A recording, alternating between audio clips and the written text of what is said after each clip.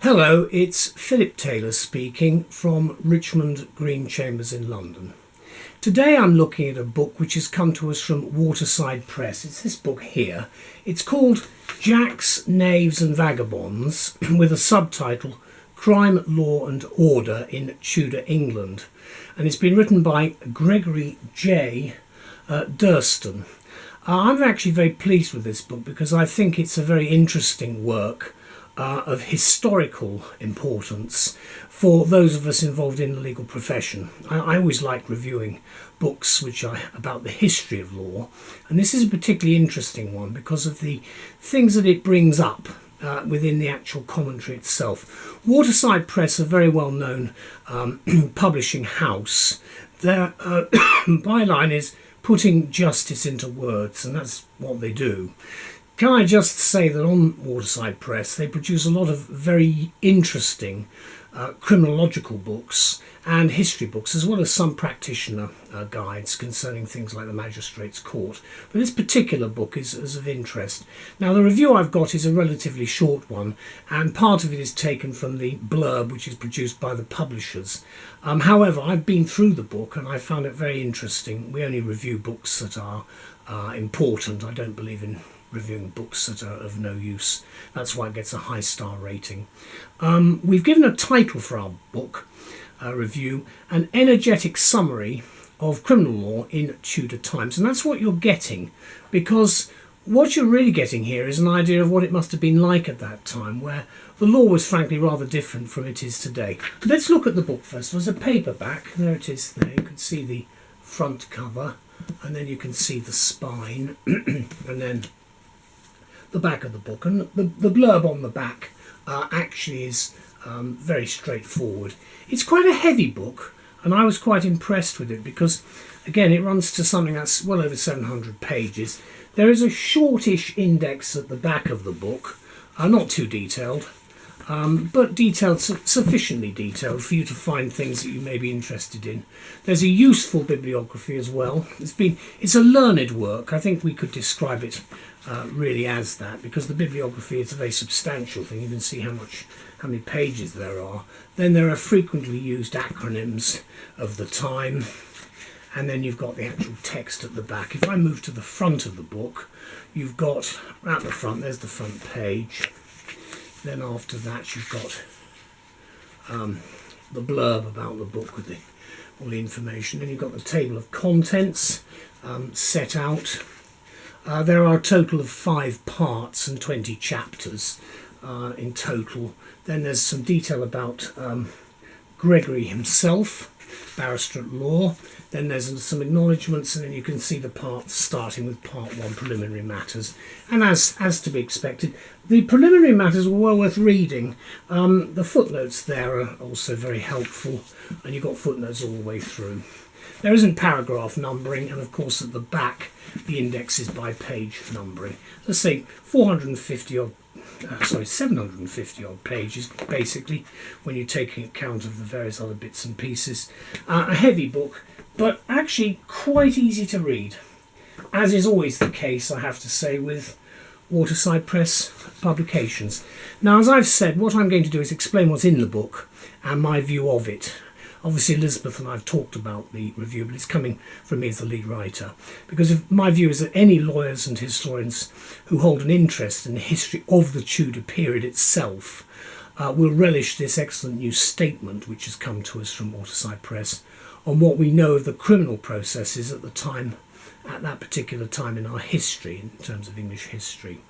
I say that because there's an awful lot of information which is clear in the book that we don't have any records about, so we don't know of what really went on. But this is from the documentary evidence we have. We found the book to be a very welcome addition to the crime history series that's been published, and the barrister who's written it, Gregory Durston, points to what he describes as, quote, the lack of design and short-term expediency that typified Tudor law and order.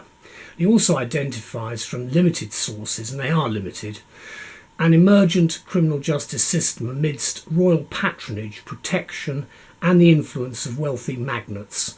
probably should read magistrates as well, because at that time the sources he's got do rely on personal information from some of the leading decision makers, judges and so forth, the people who actually decided to put pen to paper. So that's really where the sources come from. And it's a very, very thorough work, because I think that students of English history will have heard how the benefit of the clergy and the neck verse might avoid a hanging, for instance, is well covered here. But there are other strategies that are mentioned throughout the book, dealing with things not quite as horrible as that. The downvaluing of stolen goods, pious perjury, John at death, all of these particular words you probably never come across, but they're certainly of interest. This is the John at death is a non-existent culprit blamed by the accused and treated by juries as real. Well, we've heard that in recent times quite regularly in the courts. All, of course, these are the devices which are discussed in the book, which were used to mitigate what was effectively and is well described as the all-pervading death for felony rule. And remember that at that time there really were only two ways out. You either got hanged or you got let off. There was no real in between, because they didn't have a concept of what we have today, a very large, over 100,000 people locked up at any given time for offences.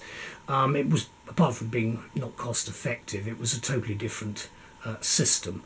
And of course what you've got in this book are the various ways in which methods were used to circumvent what is called black letter law by the author.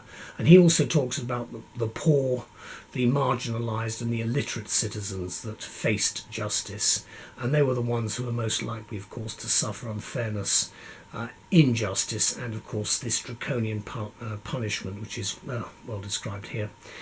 He also comments on the political intrigue of the time, which I thought was interesting, because whilst you get these lawyers and civil servants who say, oh, I'm not political, they're all political. I mean, it's ridiculous. Of course they are, because they have a view, and that will be looked at in terms of certainly a party political view, if nothing else, because at the end of the day people will be compartmentalised. There are some that can't be, but most people can.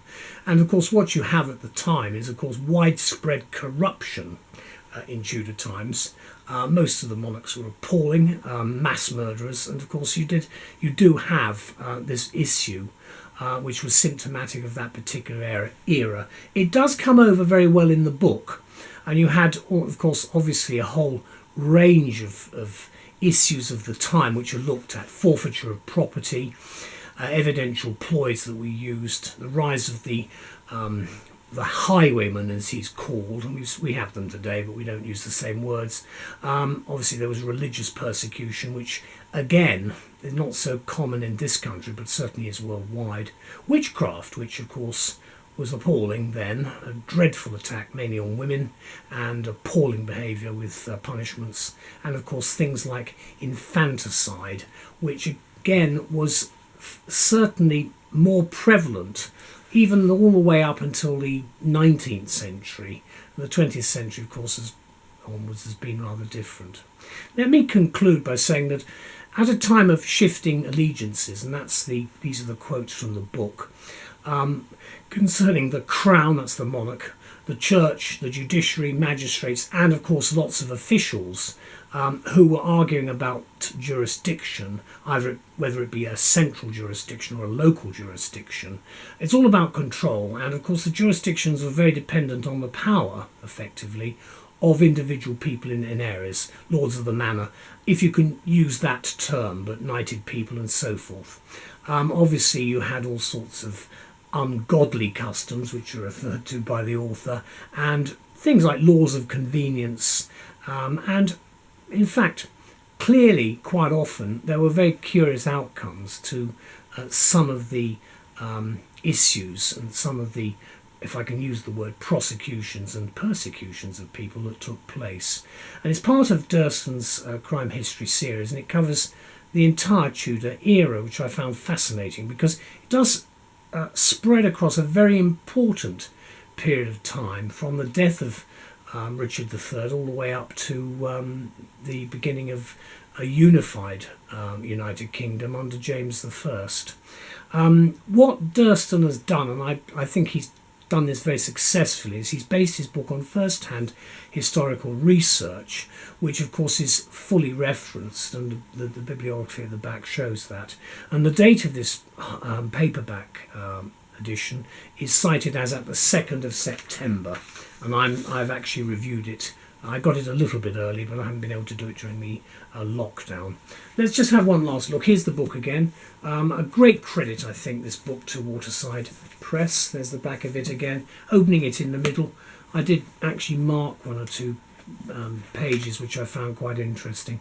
In the middle you've got an interesting section on the criminal courts themselves, and of course again a lot of references. The references, as I said before, are from the written materials that are available, but the criminal courts themselves, you get a very good feel when you read through the book. When you look at the different parts of the country, you get a very good feel for how justice was actually administered at that time.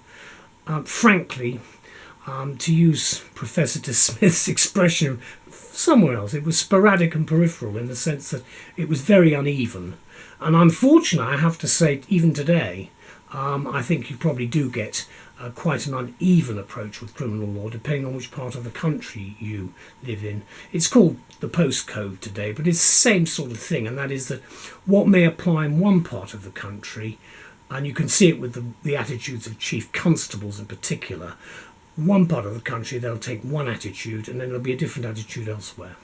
Thank you anyway to Gregory and to all the people at Waterside Press. I'm very grateful to review this. Brian Gibson sent it to me, and I'm very grateful to him and his staff. It's well worth reading, and a great addition to the Chambers Diary, the Chambers Library. Thank you to all. Bye bye.